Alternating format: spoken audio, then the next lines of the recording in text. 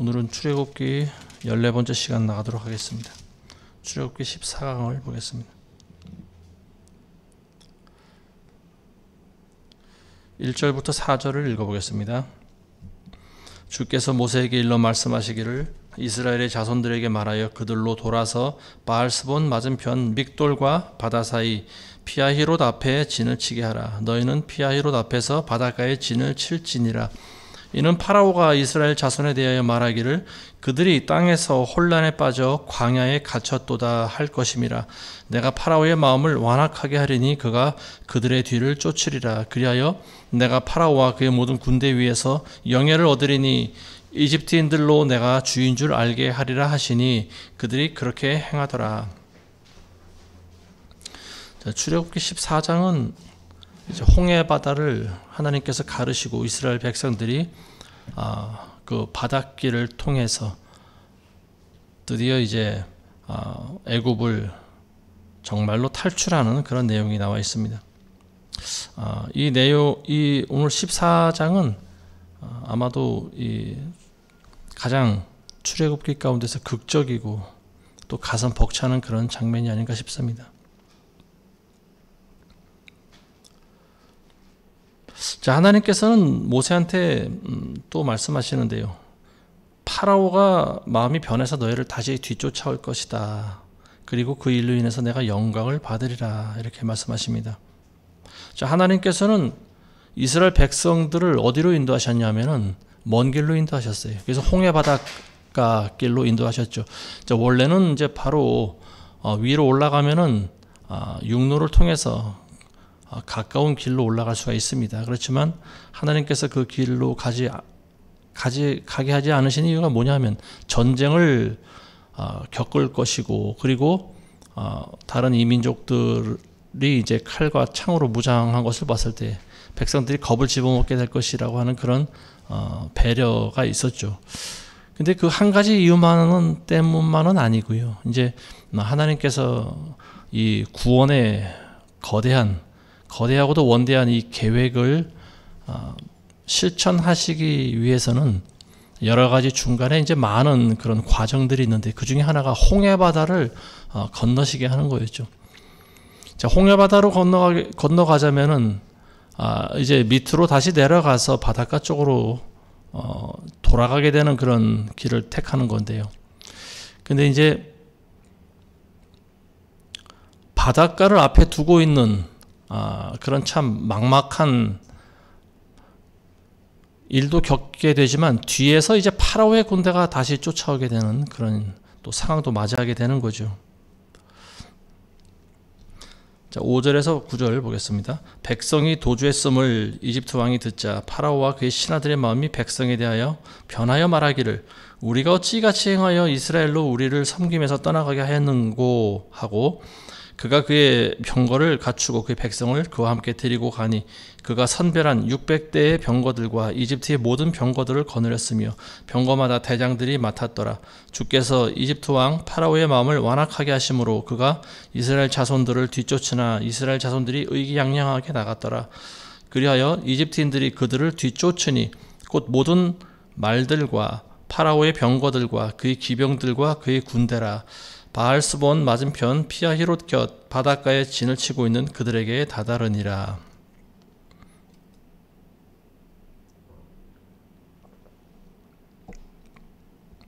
파라오가 마음이 다시 또 변했죠. 자, 하나님께서 파라오에게 회개할 기회를 주시지 않는 것 같습니다. 그래서 다시 이스라엘 백성들을 뒤쫓게 하시는데요. 600대 병거들 그리고 이집트의 모든 병거들을 다 거느리고 이스라엘 뒤를 쫓았다.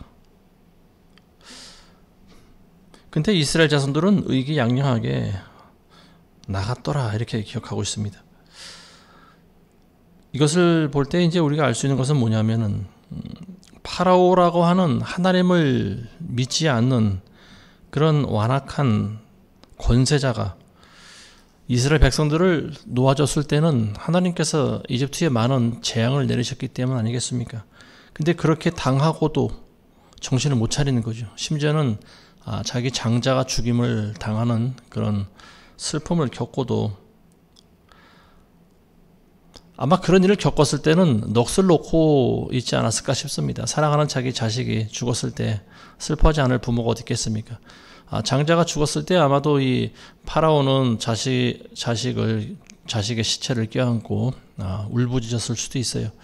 그러다가 한참 정신을 차리고 보니까 이제 이스라엘 백성들이 빠져나갔다라고 하는 이제 보고를 듣는 거죠. 그때 다시 이 왕의 마음이 변한 거예요. 우리가 왜 그렇게 행했을까? 왜 이렇게 어리석게 우리 종들을 그냥 놔줬을까? 그래서 이제 다시 군대를 이끌고 뒤를 쫓아가는 거예요. 자, 그 다음에 보겠습니다. 10절에서 12절 보겠습니다. 파라오가 가까이 다가올 때 이스라엘 자손들이 눈을 드니 보라, 이집트인들이 그들에게로 진군해 오는지라. 이스라엘 자손들이 심히 두려워하여 주께 부르짖었더라. 그들이 모세에게 말하기를 이집트에 무덤이 없어서 내가 우리를 이끌어내어 광야에서 죽게 하느냐?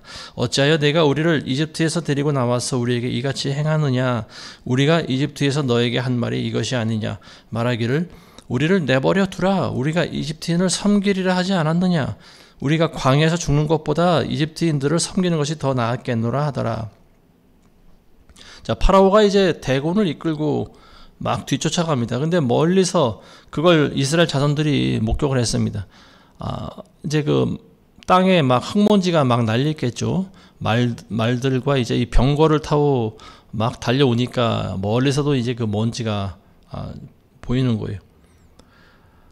그러니까 이스라엘 자손들이 심히 두려워했다고 기록하고 있습니다. 그리고 주께 막 부르짖는 거예요. 그리고 또 모세에게 달려갑니다. 그리고 원망과 불평을 해대는 거죠. 자, 이제 이 장면이 출애굽기에서 모세에게 이제 원망 불평하게 된 이제 첫 장면이라고도 볼 수 있는데, 근데 사실은 이들의 그 이스라엘 백성들이 모세에게 한 말을 통해서 보면은 모세가 이스라엘의 지도자가 되려고 했을 때부터 하나님께서 나를 통해서 너희를 이집트에서 빼내려고 하신다. 이제 이런 말을 하려고 했을 때부터 이스라엘 백성들이 신뢰하지 않았다라고 하는 것을 이제 알 수 있는데요. 그게 뭐냐면은 자기네들이 한 말을 지금 그대로 하고 있는 거죠. 이집트에 무덤이 없어서 네가 우리를 이끌어내어 광야에서 죽게 하느냐? 우리가 너에게 예전에 말했지 않았느냐? 왜 우리를 이집트에서 데리고 나오려고 하느냐? 그냥 우리를 둬라. 우리가 이집트인들을 섬기리라. 이렇게 말을 했었다는 것을 이제 본인들 입으로 다시 한번 이야기를 하는 거죠. 하나님께서 이집트에 10가지 재앙을 내리셨을 때 자기들이 무사한 걸 보고도 까맣게 잊어먹는 거예요. 그러니까 파라오나 이스라엘 백성이나 모든 인간들이 다 마찬가지인 것 같습니다. 하나님의 능력을 맛볼 때는 하나님만이 참 신이로다. 그리고 하나님 앞에 엎드리는 거예요. 근데 조금만 고난이 닥치면은 하나님을 금방 잊어먹습니다. 이스라엘 백성들이 지금 바로 그런 거죠. 파라오가 멀리서 쫓아오니까 하나님을 바로 잊어먹습니다. 그리고 자기네들에게 위대한 하나님의 종인 모세가 있다라고 한 사실을 망각해버리는 거죠. 자, 여기서 파라오라고 하는 존재는 이스라엘 백성들에게 있어서 어떤 존재냐? 바로 사탄 마귀죠. 직접적인 비유로 보면은 사탄 마귀인데, 이제 또 다른 우리가 교훈적인 문제로 살펴볼 때는 이제 세상 근심, 고난 이런 걸로도 볼 수가 있는 거예요. 우리가 하나님을 믿고 거룩한 그 좁은 길을 향해 나갈 때 세상 염려가 들어옵니다. 멀리서 고난이 다가오죠. 그리고 그 고난은 점점 자기의 현실이 되어버리는 거죠. 자, 그럴 때 많은 사람들이 포기합니다. 난 도저히 이 길 못 가겠어. 다시 예전에 살던 방식으로 돌아갈 거예요. 실제로 많은 사람들이 그렇게 세상으로 되돌아갑니다. 주의 종이 되겠다고 철석같이 하나님께 서원하고 신학교 들어온 사람들 가운데서도 절반 이상이 다시 세상으로 돌아갑니다. 제가 신학교 들어왔을 때 저희 반의 정원이 한 100명쯤 됐는데 졸업식 때는 50명밖에 보이지 않았습니다. 그 중에 이제 저하고 친하게 지냈던 지체가 한 명 있었어요. 이제 그분은 나이도 저보다 한 20년가량 인생 선배입니다. 굉장히 환갑 다 된 그런 많은 나이에 신학교를 들어왔어요. 그래서 저는 그분은 인생을 많이 살아본 분이고 쓴맛 단맛을 다 겪은 분이기 때문에 저분은 이제 뭐 후회하거나 다시 돌이키거나 하지는 않을 것이다. 남다른 각오가 있겠지. 나름대로 그런 생각을 했습니다. 근데 졸업식 땐 그분이 보이질 않았어요. 나중에 길에서 한번 만난 적이 있습니다. 아니 왜 신학교를 다니다가 졸업을 안 하고 중간에 어디로 가신 겁니까? 제가 물어봤더니 먹고 사는 게 너무 힘들어서 자기가 하던 사업을 계속 하느라고 그러다 보니까 신학교를 도저히 다닐 만한 그런 형편이 되질 않더라. 그런 고백을 들었습니다. 먹고 사는 문제에 집착을 하면은 주의 종에 사실은 그 자격이 되질 않는 거죠. 그 모든 문제를 하나님 앞에 내려놓고 들어가야 되는 것이 신학교인데, 그래서 신학교 들어왔다가도 이제 결국 다시 포기하고 세상으로 돌아가는 거예요. 그 이스라엘 백성들이 하나님의 능력과 기적을 맛보고도 파라오가 멀리서 쫓아오니까 곧바로 어떻게 합니까? 두려움을 집어먹는 거예요. 그리고 모세에게 원망합니다. 차라리 우리를 이집트에서 죽게 내버려 두지 그랬냐. 이집트에 무덤이 없어서 우리를 광야 땅에 우리를 묵게 하냐. 아주 독한 말로 공격을 하는 거죠. 이게 바로 뭐냐면은요, 인간들이 가지고 있는 죄성입니다. 또 다른 말로 이걸 노예근성이라고도 하는 거예요. 다시 이집트 땅으로 가서 우리가 노예살이를 할 것이다. 먹고만 살게 해주면 노예라도 상관없어. 우리는 종이라도 상관없어. 우리는 그냥 거기서 살 거야. 이게 먹고 사는 문제 때문에 사실은 사람들이 하나님을 믿는다고 하면서 세상적인 삶을 또 택하고 사는 사람들이 많이 있습니다. 이게 바로 노예근성이에요. 하나님께서는 우리에게 참 자유를 주시기 원하십니다. 하나님 안에서 우리가 진리를 통해 자유케 되기를 원하십니다. 그래서 진리가 너희를 자유케 하리니 이런 말씀하셨는데요. 근데 이제 하나님을 믿고 그 좁은 길을 걸어가기로 결정한 사람들도 고난이 다가오면은 많은 사람들이 포기를 합니다. 왜냐하면 참 자유보다는 지금 당장 배가 고프다고 하는 거예요. 내 배가 지금 밥을 달라고 요동치는데 밥 사 먹을 돈은 없고 내가 가지고 있는 성경책은 나를 먹여주지는 않고 현실적인 문제에 봉착을 하게 되는 거죠. 많은 사람들이 결국은 세상 권세자들에게 종이 돼서 살아갑니다. 세상 권세자의 말을 듣는 거예요. 왜냐하면 세상 권세자들은 먹고 사는 문제를 가지고 사람들을 통제하기 때문에 그렇습니다. 우리나라는 지금 그렇지는 않지만 북한 사회 같은 경우가 바로 그런 거죠. 배급제도였던 사회주의, 공산주의 국가에서 배급을 주지 않으니까 사람들은 스스로 먹고 살아갈 수밖에 없는 거고, 그리고 또 그나마 김정은의 눈에 들어야 살아갈 수 있으니까 많은 사람들이 권세자의 권력에 복종합니다. 조금 줘도 좋으니까 그냥 죽지만 않게 해달라는 거죠. 자, 이런 참 비굴하고 비참한 삶을 사는 곳이 북한 사회인데요. 최근 뉴스를 보니까 김정은이 점점 더 그런 권력적인 참 악독한 그런 정치를 펴고 있다. 이걸 이제 보게 되는데, 얼마 전에 수해가 났지 않습니까? 북한에서. 근데 그 수해를 이제 뭐 그 책임을 물어서 뭐 지도자들, 그 관리했던 뭐 공직자들을 뭐 한 20-30명 가량을 또 총살했다 하는 소리가 들립니다. 이게 바로 이제 무력 정치인데요. 공포 정치라고도 볼 수 있는 거죠. 힘으로 백성들을 다스리는 거예요. 근데 많은 백성들이 이제 여기에 굴복할 수밖에 없는 것이, 당장 순종하지 않으면 죽이니까 어쩔 수 없이 따르게 하는 거죠. 우리나라 같은 경우에는 이제 그와는 좀 차원이 다르지만, 사실은 우리나라도 정부가 그 국민들을 통제했을 때 우리도 정부의 지시를 따를 수밖에 없는 거예요. 왜냐하면 법이기 때문에 그렇습니다. 그래서 우리 크리스찬들도 법을 지키죠. 크리스찬들이 법을 안 지키면은 사실 본이 안 되는 거예요. 근데 문제는 뭐냐? 하나님을 거부하고도 거부하라고 하는 그런 법안이 만들어질 때는 우리는 그걸 따를 수 없다라고 하는 거예요. 그래서 한번 지난 그 전염병이 창궐하던 시대에 지난 3년 동안 우리는 그런 시대를 살았습니다. 맛보기로 경험을 한 거죠. 그때는 어떤 강제력은 있지 않았다라고 보여집니다. 근데 많은 사람들이 먹고 사는 문제 때문에 다 정부의 지시에 굴복했죠. 마스크를 쓰고 다니고 또 병원에 가서 주사를 맞아대고 1차, 2차, 뭐 3차까지 주사를 맞고 그리고 그 주사 맞았다는 증명서를 사람들이 그때 가지고 있었어야 됩니다. 왜냐하면은 그 증명서가 없으면은 또 들어가지 못하는 장소가 있었기 때문에 그래요. 어떤 식당에서는 주사 안 맞은 사람들은 들어와서 밥도 못 먹게 만들었습니다.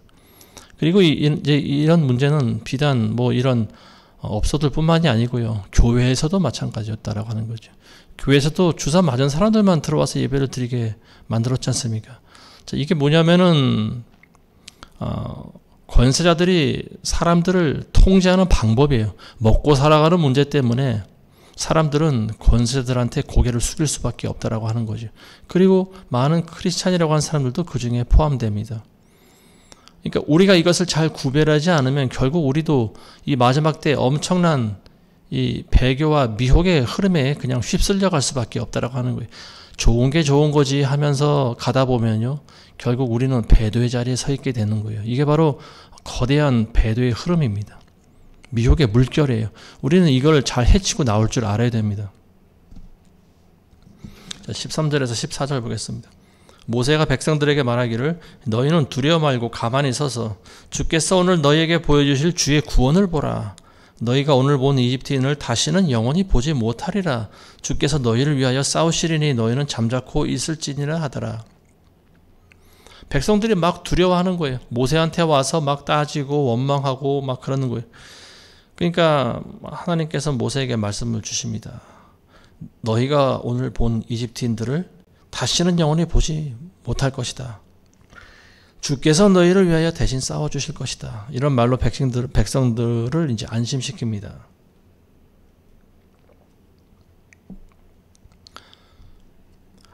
우리가 알고 있는 단어 중에 트라우마라고 하는 단어가 있어요. 그게 뭐냐면은 과거에 안 좋았던 기억을 자꾸만 떠올리게 하는 그런 단어가 트라우마라고 하는 단어인데요.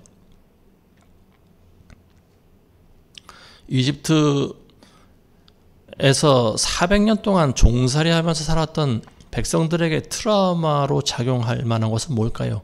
자기를 억압하고 통제했던, 매로 다스렸던 사람들이겠죠. 그게 바로 이제 이집트 병사들, 파라오를 포함한 이집트의 권세자들입니다. 자기를 종처럼 부렸던 사람들이에요.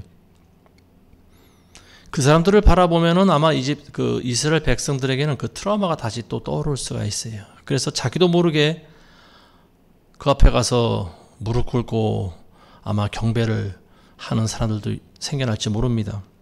이게 노예근성, 이 노예근성에 대한 이 트라우마라고 하는 것은 쉽사리 지워지지 않는 거예요. 그래서 하나님께서 하신 방법이 뭐냐?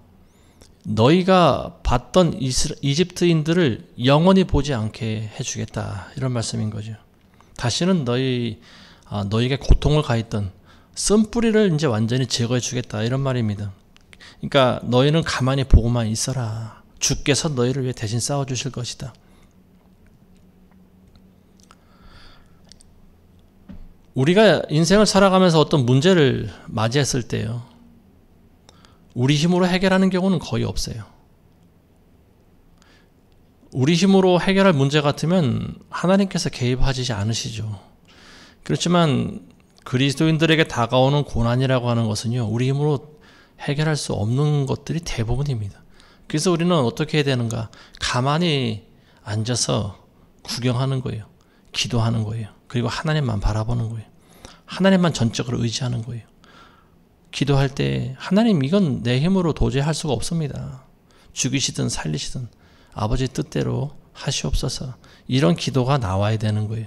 근데 그런 기도를 하지 않는다라고 하는 것은 아직까지 자기 힘이 남아있다라고 하는 거죠.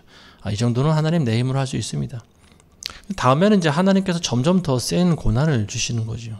처음에는 약한 파도가 치게 하시다가 이제 그 물에서 헤엄치던 사람들은 이 정도 파도쯤이야 뭐 얼마든지 건너갈 수 있어. 헤엄을 칩니다. 점점 센 파도가 오는 거예요. 나중엔 풍랑이 다가와요. 아무리 수영을 잘하는 사람도요, 거센 풍랑 앞에는 장사가 없습니다. 물속에 빠져들고 마는 거예요. 파도 위에서 헤엄칠 수 있는 사람은 없습니다. 그런 사람은 없어요. 아무리 헤엄은 잘 쳐도요, 막 파도 속에 파도물로 사람을 막 치면은요, 정신을 잃어버리는 거예요. 그러다 보면 물을 먹고 결국 물에 빠져버릴 수밖에 없는 거죠. 자, 이런 상황이 올 때까지 하나님께서는 사람들을 다루시는 것 같습니다. 물론 모든 사람들을 다 그렇게 다루시는 건 아니지만요. 하나님께서 특히 이런 거센 파도 가운데 두는 사람들도 있는 것 같아요. 왜냐하면 자아가 뿌리 깊은 사람들, 이런 사람들은 굉장한 고난 가운데 하나님께서 그냥 내버려 두십니다. 그 사람이 이제 웬만큼 죽었다 싶을 때 물을 이제 엄청 배가 터질 때까지 이제 바닷물을 마시고, 그리고 나동그러질 때 이제 그때 하나님께서 인공호흡해서 살리시고, 이게 하나님의 방법인 거예요.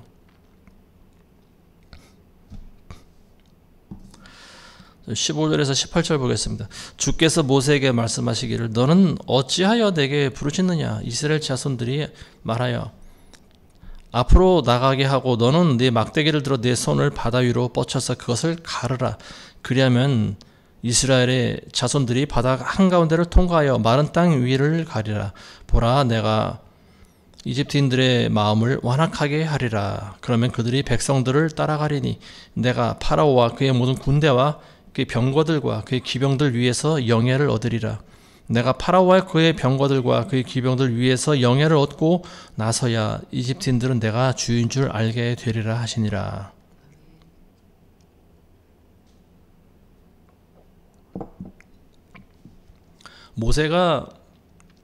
모세도 사실 막막하죠. 백성들은 와서 막 부르짖지, 뒤에서는 파라오의 군대가 따라오지. 모세도 아마 순간 당황하지 않았을까 싶습니다. 그러니까 하나님 앞에 나가서 부르짖는 거예요. 모세도 엎드립니다. 하나님 어떻게 좋겠습니까? 그랬더니 하나님께서 너는 어찌하여 내게 부르짖느냐. 자, 이 말씀에는 여러 가지 이제 함축된 의미가 들어있죠. 왜냐하면은 이집트에 10가지 재앙을 내릴 때마다 하나님께서 어떻게 하셨냐 하면 너는 네가 가지고 있는 지팡이를 들고 명령을 하라고 그러셨어요. 이번에도 똑같이 하라고 하는 거죠. 너는 바다 위로 막대기를 들고 바다를 갈라라. 그럴 때 이제 뒤따라온 이집트인들도 그 바다를 뒤따라올 거고요. 그리고 바다를 갈라지고 이스라엘 백성들이 먼저 건너가죠. 그리고 중간쯤 추격해 왔을 때 다시 이제 바닷물이 회복되는 그 역사가 이제 뒤에 계속 기록되고 있습니다. 자, 19장부터 22절 보겠습니다. 이스라엘의 진영 앞에 가던 하나님의 천사가 움직여 그들 뒤로 오니 구름 기둥도 그들 앞으로 옮겨 그들 뒤에 서고 이것이 이집트 진영과 이스라엘 진영 사이에 이르러 그들에게는 구름과 어둠이 되었으나 이쪽에는 밤에도 빛을 주므로 밤새도록 저쪽에서 이쪽으로 접근하지 못하더라. 모세가 바다 위로 그의 손을 뻗쳤더니 주께서 밤새도록 강한 동풍으로 바다를 뒤로 물러가게 하시어 바다로 마른 땅이 되게 하시니 물이 갈라졌더라. 이스라엘 자손들은 바다 한가운데를 통과하여 마른 땅 위로 갔는데 물이 그들에게 오른쪽과 왼쪽으로 벽이 되었더라. 자, 뒤에서 파라오가 쫓아오고 있는 상황이죠. 이걸 이제 진퇴양난, 절체절명의 순간이다 이렇게 이야기를 합니다. 자, 그때 이제 모세가 지팡이를 들었죠. 그리고 바다로 내밉니다.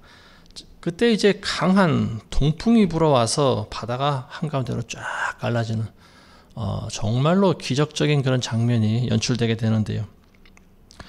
자, 강한 동풍이 불어와서 바다가 갈라졌다. 얼만큼 센 동풍이 불었길래 바다가 갈라질 정도였을까? 그렇죠? 바닷물을 가른 것이 그럼 동풍의 힘일까요? 하나님의 손일까요? 우리 이제 그걸 한번 생각해 볼 수 있어요. 물론 동풍도 하나님의 손길 가운데 하나죠.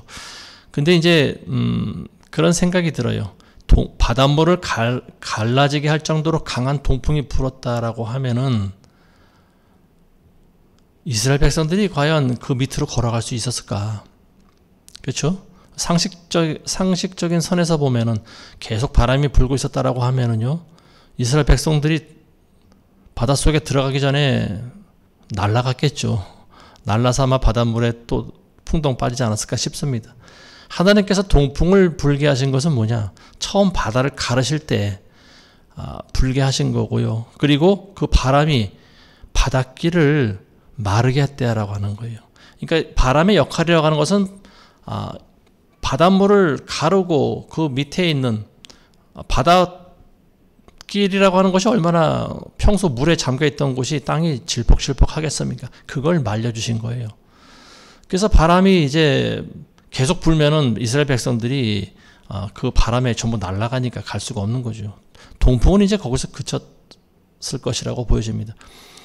바닷물이 어떻게 됐을까요? 그대로 있었는 거예요. 갈라진 그대로의 모습. 이스라엘 백성들이 걸어갈 때의 모습. 한쪽은 오른쪽 벽이 되고 한쪽은 왼쪽 벽이 된 거죠. 그러니까 요철과 같은 그런 형태의 모습. 이게 바로 하나님의 기적인 거죠. 이 사실을 믿지 못하는 많은 과학자들은 이제 뭐 이걸 설명할 때 뭐 그렇게 이야기를 합니다. 뭐 그걸 뭐라고 하나요? 인력에 의해서 뭐 바닷물이 물러갔을 것이다. 뭐 이런 이야기를 하고요. 우리나라에서도 보면 가끔 바다 그 물이 갈라지는 경우도 있죠. 그래서 뭐 이렇게 좀 섬같이 이런 묻이 드러나는 경우에 거기를 또 걸어서 가는 그런 역사도 일어나고요. 근데 이런 것들은 사실 그러니까 홍해바다의 기적은 아닙니다. 홍해바다의 기적이 완벽히 재현되려면은 바다 중간이 갈라지는 거예요. 그래서 물이 채워지지 않고 물 가운데 요철과 같이 길이 나는 겁니다. 그래서 물이 한쪽은 왼쪽 벽이 되고 오른쪽 벽이 되는 거예요. 이게 기적인 거죠. 이게 하나님의 놀라운 기적인 거죠. 중력의 법칙이 작용한다면은 그런 일이 있을 수가 없죠. 물은 항상 위에서 아래로 흐르게 되어 있고요. 그리고 평평하게 채워지게 되어 있습니다. 근데 이 물이 가운데 터널처럼 길을 만들어 놓고 움직이지 않고 있었다라고 하는 것은요, 이건 정말로 놀라운 하나님의 기적인 거죠. 자, 그래서 이제 모세가 지팡이를 내미니까 바닷물이 갈라졌는데, 자, 근데 그 전에 미리 있었던 일이 하나 있어요. 이게 뭐냐면 하나님의 천사가 이스라엘의 진영 뒤로 온 거예요. 여기서 알 수 있었던 사실은 뭐냐면 하나님의 천사가 이스라엘 진영 앞에서 선두 지휘하고 있었다는 것을 알 수 있는 거죠. 이전에는 지금까지는 하나님의 천사라고 하는 존재에 대해서 언급한 적이 한 번도 없어요. 근데 여기서는 하나님의 천사가 움직여서 그들의 뒤로 왔다 이렇게 나와 있습니다. 자, 200만 명이나 되는 그 수많은 이스라엘 백성들 앞에서 천사가 먼저 진두지휘하고 있었고요. 그리고 홍해바다를 가를 때 이스라엘 천사가 이스라엘 진영의 뒤로 왔다라고 나와 있는데, 왜 뒤로 왔는가? 그들이 접근하지 못하게 하기 위해서 뒤로 왔다라고 하는 거죠. 파라오의 군대가 이제 쫓아오니까 하나님의 천사가 그들 뒤로 왔습니다. 천사가 뒤로 오니까 또 어떤 일이 일어났는가 하면 구름 기둥, 앞에서 인도하던 구름 기둥도 뒤로 물러졌다라고 하는 거죠. 자, 그래서 구름 기둥이 뒤로 와서 어떤 일이 있었냐? 이집트 군대들을 혼란스럽게 만들고요. 그리고 이스라엘 백성들을 쫓아가지 못하게 만드는 거예요. 그래서 그쪽에는 구름과 어둠이 되었다 이렇게 나와 있습니다. 그러니까 이 구름이 이스라엘 백성들 앞에서 인도할 때는 이게 밝은 구름이겠죠. 빛처럼 밝은 그런 구름이 구름 기둥의 형태로 멀리서도 볼 수 있고 따라갈 수 있게 하셨는데, 이제 이게 파라오 군대 앞에 있을 때는 어떤 구름이 됐냐? 먹구름이 되어버린 겁니다. 빛이 없는 거예요. 그래서 이 파라오 군대들이 어디로 쫓아가야 될지를 모르고 지금 혼란한 그런 상황을 만드는 거죠. 근데 역시 그 이스라엘 백성들 앞에는 밝은 빛을 주셨다. 밤에도 빛을 주셨다 이렇게 나와 있습니다. 자, 이 앞서가던 하나님의 천사가 이제 누구냐? 수호 천사가 아닐까 싶습니다. 하나님의 이스라엘 백성들, 그러니까 하나님의 백성들을 지켜주는 수호 천사가 아닐까 싶습니다. 성경에는 천사장의 이름이 나오죠. 두 명이 나오죠. 하나는 미가엘 천사고 하나는 가브리엘 천사죠. 예, 두 명의 천사 이름이 나오는데 아마도 둘 중에 하나면은 미가엘 천사가 아닐까 싶습니다.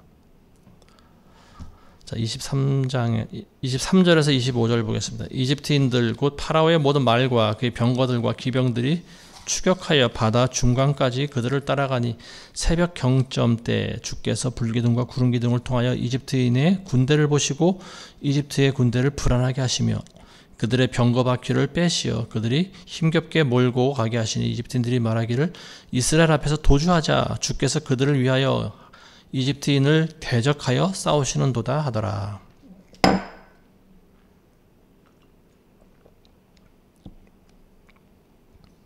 자, 이집트인들이 이제 마차를 몰고 자기네들도 홍해 바다로 뛰어들었습니다. 왜냐하면 길이 쭉 갈라졌잖아요. 그러니까 기적을 보면서 아마 마음속으로는 놀라움을 금치 못하면서 마차를 몰아서 이제 그들을 이스라엘 백성들을 사로잡기 위해서 막 지금 달려가고 있는 상황입니다. 근데 아무래도 백성들은 노약자들도 있고 또 짐승들을 또 이끌고 가다 보니까 걸음이 늦을 수밖에 없고요. 뒤에서 쫓아오는 파라오의 군대들은 중무장한 그 병사들 아닙니까? 말을 타고 막 쫓아오고 있는 상황이에요. 당연히 빨리 앞서간 백성들보다 뒤쫓아간 사람들이 훨씬 더 빠를 수밖에 없는 거죠. 그러다 보니까 하나님께서 그걸 이제 저지하신 거예요. 중간에서 따라오지 못하도록 이제 마차 바퀴를 빼셨다 이렇게 나와 있습니다. 마차를 타고 막 달려오는데 마차 바퀴가 빠져버린 거죠. 그러니까 어떻게 됩니까? 바퀴 2개나 아니면 4개로 구르는 마차를 타고 오는데 그 중에 하나가 빠져버리면은 뒤집어지는 거죠. 막 달려오다가 바퀴가 빠지면은 뒤집어져 버리는 거예요. 그러니까 막 엄청난 그런 혼란스러운 상황이 다가오는 거죠. 그리고 또 불기둥과 구름기둥을 통해서 이집트인들의 군대를 두렵게 했다. 불기둥과 구름기둥. 자, 이것이 이제 뭐 번갈아 가면서 이집트인들을 두렵게 했다. 그 앞에 갑자기 불기둥이 나서서 엄청난 그런 화염을 막 발하고 막 일부는 불로 태우고 뭐 이런 우리가 뭐 애니메이션으로 봐서 알 수 있겠지만 막 천둥과 번개가 치고 막 난리가 나지 않습니까? 그러니까 이걸 보고 이집트인들이 겁을 집어먹은 거예요. 그러면서 우리가 다시 도망가자, 우리가 되돌아가자 그랬습니다. 그때서 이제 이 이집트 사람들이 하나님을 기억한 거죠. 이스라엘의 하나님이 어떤 신이라는 것을 이 사람들이 잠깐 망각한 거예요. 근데 이제 자기네들이 죽게 생겼으니까 다시 그 끔찍한 10가지 재앙이 다시 또 기억난 겁니다. 자, 26절에서 28절 보겠습니다. 주께서 모세에게 말씀하시기를 내 손을 바다 위에 뻗치라. 그리하면 물이 이집트인들과 그들의 병거들과 그들의 기병들 위로 다시 오리라 하시니라. 모세가 바다 위로 자기 손을 뻗치니 바다가 그 세력이 회복되었고 새벽이 되었더라. 그러자 이집트인들이 그것을 피하여 도주하나 주께서 이집트인들을 바다 한가운데에 뒤집어 엎으셨더라. 물이 되돌아와서 그들을 쫓아 바다 한가운데로 들어온 병거들과 기병들과 파라오의 모든 군대를 덮으니 그들 중에 한 사람도 남지 않았더라. 이스라엘 백성들이 이제 바다를 다 건넜습니다. 그러자 하나님께서는 모세에게 네 손을 다시 바다 위로 뻗어라. 그러면 물이 이집트인들을 덮칠 것이다. 그래서 모세가 바다 위로 다시 손을 뻗습니다. 그러니까 바닷물이 이제 다시 원래대로 회복이 되었다 이렇게 나와 있어요. 이집트인들이 바닷물이 다시 막 들어오는 걸 보고 어떻게 합니까? 막 뒤로 도망가는 거예요. 근데 물의 속도를 당할 수가 있나요? 아무리 말을 탔지만 물이 자기네들을 덮치는 것을 그걸 피할 수가 없습니다. 그래서 바다 한가운데서 어떻게 됐는가? 결국은 바닷물 속에 수장돼 버렸다라고 하는 거죠. 그들 중에 한 사람도 남지 않았다. 마차고 말이고 사람이고 홍해바다 한가운데서 전부 다 빠져 죽었다라고 하는 말이에요. 한 사람도 남지 않았다라고 하는 말입니다. 그 십계라고 하는 영화를 보면은 그 율브린너라고 하는 배우가 나오는데 그 파라오 역할을 맡은 배우죠. 그 영화에서는 제 기억으로 그래요. 율브린너가 막 쫓아가다가 다시 이제 이집트로 되돌아오는 그런 내용이 나옵니다. 죽지 않았다라고 하는 거죠. 근데 성경적으로 보면은 이제 그건 안 맞는 것 같습니다. 한 사람도 남지 않고 다 죽었다라고 하는 거죠. 이스라엘 백성들을 쫓아갔을 때 파라오가 선두주의하지 않았겠습니까? 그러니까 파라오가 따라가고 대장들이 또 따라가고 병거와 기병들이 이제 그 뒤를 따라서 쭉 가는데 중간에서 이제 막 그런 일들을 맞이하고 바닷물에 다시 세력을 회복하니까 전부 물에 빠져 죽었다라고 나와 있습니다. 자, 이 일을 통해서 이제 이집트가 그 나라의 세력이 급속도로 이제 쇠퇴해지는 그런 또 일을 맞이하게 되는 거죠. 왕이와 이제 많은 군대들이 다 죽임을 당했다라고 하는 말입니다. 여기서 알 수 있는 사실은 뭐냐면은 이 하나님의 백성들을 대적하는 세력들은 하나님께서 심판하신다라고 하는 거죠.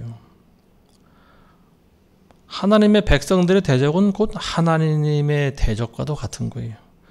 그래서 그런 사람들 모두가 다 남김없이 최후의 심판을 맞이한다라고 하는 말씀입니다. 근대에 들어서 그 홍해 바다 속의 유물을 이제 그 조사하다가 보니까 뭐 마차 바퀴 같은 것들도 막 나오더라고요. 이제 이게 뭐냐면은 수천 년 전에 이집트 병사들의 마차 바퀴일 것이다. 뭐 학자들은 그렇게 추정을 합니다. 하나님께서는 이제 이런 일들을 통해서 하나님이 어떤 분이신지를 역사적으로도 증명을 하시는 것 같습니다. 자, 29절에서 31절 보겠습니다. 그러나 이스라엘의 자손들은 바다 한가운데서 마른 땅 위로 걸어갔으며 물이 오른쪽과 왼쪽에서 그들에게 벽이 되었더라. 주께서 그날에 이스라엘을 이집트인의 손에서 이와 같이 구원하시니 이스라엘이 바닷가에서 이집트인들의 시체를 보더라. 이스라엘이 주께서 이집트인들에게 행하신 위대한 일을 보고 그 백성이 주를 두려워하고 그와 그의 종 모세를 믿더라. 그제서야 백성들이 하나님과 또 그의 종인 모세를 믿었다라고 이렇게 기록하고 있습니다. 자, 이집트 군대들이 이제 바다에서 전부 다 빠져 죽었습니다. 근데 이스라엘 자손들은 어떻게 되느냐? 마른 땅 위로 걸어갔다가 나와 있죠. 마른 땅을 건너서 이제 바다를 이제 다 건너갔을 때 바닷물이 다시 세력이 회복되었습니다. 그래서 갈라졌던 바닷물이 이제 다시 원상 복구됐고요. 그리고 뒤쫓아오던 이집트 군대들이 전부 물에 빠져 죽었습니다. 그 사실을 보고서야 그제야 이제 백성들이 하나님께 영광을 돌렸다라고 하는 말이죠. 자, 30절에 보시면은요. 주께서 그날에 이스라엘을 이집트인의 손에서 이와 같이 구원하시니 이와 같이 구원하셨다. 자, 구원에 대해서 말씀하고 있는 건데요. 모든 성경책이 그렇지만 이 출애굽기는요, 위대한 하나님의 구원의 여정을 기록한 책이에요. 우리 인간들을 구원하기 위해서 하나님께서 어떻게 역사하셨는지를 가장 구체적으로 기록한 책이 바로 이 출애굽기입니다. 출애굽기의 초반부에 등장했던 이 어린 양의 피, 이게 바로 예수 그리스도의 피고요. 어린 양의 피를 바른 이스라엘 백성들은 그 집안의 장자들이 죽는 것을 모면합니다. 그렇지만 이집트에 있었던 모든 장자들은 다 죽임을 당했죠. 어린 양의 피를 바르지 않았기 때문에 그렇습니다. 자, 그래서 이 어린 양의 피를 바른 이스라엘 백성들은 이제 또 홍해 바다의 기적도 체험하게 되는 거죠. 그렇지만 자기 자신들의 뒤를 따라오던 이 파라오와 그의 모든 군대들이 전부 다 죽임을 당합니다. 이제 하나님의 구원의 역사가 바로 이와 같은 거죠. 하나님 나라의 백성들은 이스라엘 백성들과 같이 유월절을 통해서 급히 도망 나오듯이 군대의 모습을 갖추고 있어야 된다라고 하는 거예요. 항상 살아갈 때 우리는 전투를 해야 되는 그런 군대의 모습을 가지고 있어야 됩니다. 이게 바로 영적인 전투인 거죠.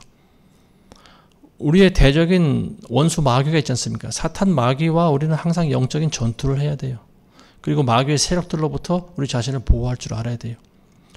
근데 그런 모든 힘이 어디서 오느냐? 하나님으로부터 온다라고 하는 사실이죠. 그러니까 우리가 할 수 있는 일은 하나님을 더욱 의지하는 일입니다. 더 간절히 하나님을 의지하고 기도로 부르짖는 일이에요. 그리고 하나님의 이런 구원 역사를 우리는 기억해야 됩니다. 다시는 예전과 같은 그런 노예살이하던 이집트로 되돌아가서는 안 된다라고 하는 거예요. 근데 사람들은 고난이 닥쳐오면 금방 잊어먹어요. 하나님의 능력과 기적을 맛보고도 금방 잊어먹습니다. 다시 예전과 같이 노예살이 하러 다시 되돌아가려고 하는 거죠. 이스라엘 백성들이 이제 바닷가에서 뭘 보냐? 파도에 떠밀려오는 이집트인들의 시체를 바라봅니다. 많은 병사들이 다 물을 먹고 죽었어요. 물에 빠져서. 그 파도가 이제 그들의 시체를 해변가로 밀어냅니다. 이스라엘이 이제 다시 행렬을 수습하면서 그러다 보니까 자기를 뒤쫓아오던 이집트인들의 시체를 보는 거예요. 이사야서 66장 24절, 그러니까 제일 마지막 절이죠.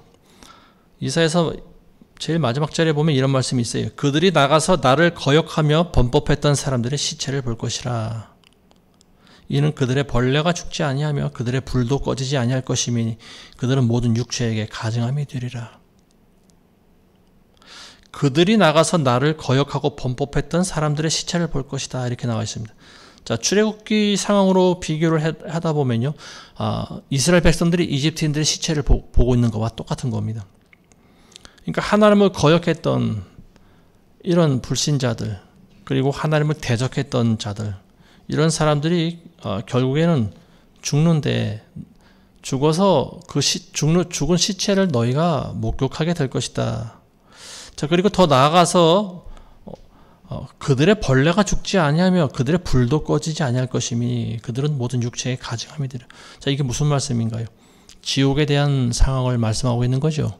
지옥불, 유황으로 활활 타고 있는 그 지옥불 속에 그들이 들어가게 된다라고 하는 거죠. 그리고 불타는 것을 너희가 보게 될 것이다, 이런 말입니다. 마가복음 9장에 보면 예수님께서 지옥에 대해서 말씀하실 때 뭐라고 하냐면 똑같이 이사야 선지자의 말씀을 그대로 인용하셨습니다. 그곳에는 그들의 벌레도 죽지 않고 불도 꺼지지 않을 것이다. 지옥의 상황인 거예요. 하나님을 대적하는 자들의 최후가 어떠한지를 보여주는 대목이에요. 이집트인들이 죽어서 그 시체가 파도에 떠밀려온 것을 이스라엘 백성들이 바라보듯이 이 마지막 때 예수님의 재림이 있고 나서 천년왕국이 시작되면은요, 이런 일들이 있게 될 거라고 하는 거죠. 이사야서의 이제 마지막 장은 천년왕국이 시작되는 내용이 등장하고 있지 않습니까? 그때 만왕의 왕, 만주의 주로 재림하신 예수님께서는 온 세상을 심판하십니다. 그리고 자기를 대적했던 사람들, 이런 사람들은 이제 전부 불못에 집어넣는데요. 근데 이것이 영원한 지옥은 아니죠. 1000년 동안 지옥의 모델로 보여지는 그런 지역이 있어요. 그게 이제 예루살렘 부근에 있는 흰놈의 골짜기라고 불려지는 그런 장소가 되지 않을까 싶습니다. 예수님이 통치하시는 그 나라 한쪽 구석에요. 인근이든지 한쪽 구석이든지 거대한 불못 구덩이가 생깁니다. 근데 거기 수많은 사람들이 들어가서 불태워주고 있는 거죠. 그걸 사람들이 목도하게 될 것이다, 목격하게 될 것이다 라고 하는 거죠. 많은 사람들이 그 광경을 보면 어떨까요? 심장이 막 오그라들겠죠. 하나님을 두려워하지 않을 수가 없는 거예요. 예수님의 말씀에 순종하지 않을 수가 없는 거예요. 그러니까 천년왕국 동안, 이 천년의 세월 동안 이 땅에 있는 모든 백성들이 다 예수님께 경배를 하러 옵니다. 그리고 예수님께 머리를 조아려서 절을 하고 예수님을 찬양하고 예수님 말씀에 순종합니다. 그리고 돌아갈 때 나가면서 무엇을 보느냐? 지옥의 그 모델을 구경하고 갑니다. 많은 사람들이 불목 가운데 있어요. 근데 그냥 시체가 아닙니다. 시체의 모습을 하고 있지만 살아있어요. 그 안에서 비명소리가 들리고요. 그리고 또 그들의 벌레도 죽지 않는다라고 나와 있어요. 벌레. 아마도 사람을 벌레가 그 안에서 갉아먹지 않나. 끔찍한 고통인 거죠. 그리고 그 모습 자체가 굉장히 공포스러운 거예요. 사람들은 이제 그걸 보면서 교훈을 얻는 거죠.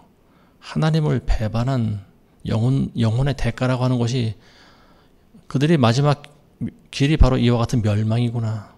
끝없는 고통이구나. 이거를 기억하는 겁니다. 그걸 잊으면 안 되는 거예요. 자, 이제 오늘 말씀 다시 한번 정리하겠습니다. 이 홍해 바다를 이제 건너가서 드디어 광야로 들어가게 되는데요. 이스라엘 백성들이. 이 홍해 바다라고 하는 것은 어찌 보면 구원의 첫 단계죠. 그 죄악된 이집트 땅을 벗어나서 홍해 바다를 건너서 이제 비로소 천국으로 들어가게 되는 이제 광야의 여정이 남아 있는데요. 그 첫 단계가 이제 바로 홍해 바다를 건너는 거예요.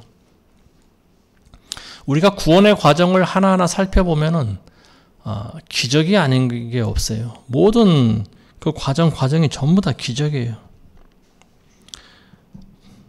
하나님을 대적하는 그런 세력들도 어떤 목적을 가지고 홍해 바다를 건널 수는 있어요. 그렇지만 그 마음이 올바르지 않은 사람들은 결국은 이 바다 중간에 물에 빠져 전부 죽는다라고 하는 사실을 우리가 알 수 있습니다. 한 명도 남김없이 다 물에 빠져 죽었다고 성경이 기록하고 있어요. 이 말씀을 우리는 참으로 우리는 비중 있게 받아들여야 되지 않나 싶습니다. 하나님을 대적하던 많은 파라오를 비롯한 군대들이 그 시체가 파도에 떠밀려서 해안가로 다가올 때 이스라엘 백성들은 그 시체를 바라봅니다. 그리고 가슴을 쓸어내리면서 안도의 한숨을 쉬는 거죠. 절대로 나는 하나님의 말씀에 순종해야 되겠다. 하나님의 말씀을 나는 거부하거나 불순종해서는 안 되겠다. 하나님과 적을 삼아서는 안 되겠구나. 이런 마음을 갖는 거죠. 그리고 내가 지금 저 시체 신세가 되지 않는 것에 대해서 안도의 한숨과 그리고 감사의 마음을 가져야 되는 것이 바로 우리 그리스도인들이다. 이렇게 봅니다. 이 출애굽기 14장은 이제 홍해 바다를 건너는 내용을 이제 우리가 살펴봤는데요. 이제 오늘 여기까지만 하겠습니다. 기도하겠습니다. 거룩하신 아버지 하나님 감사를 드립니다.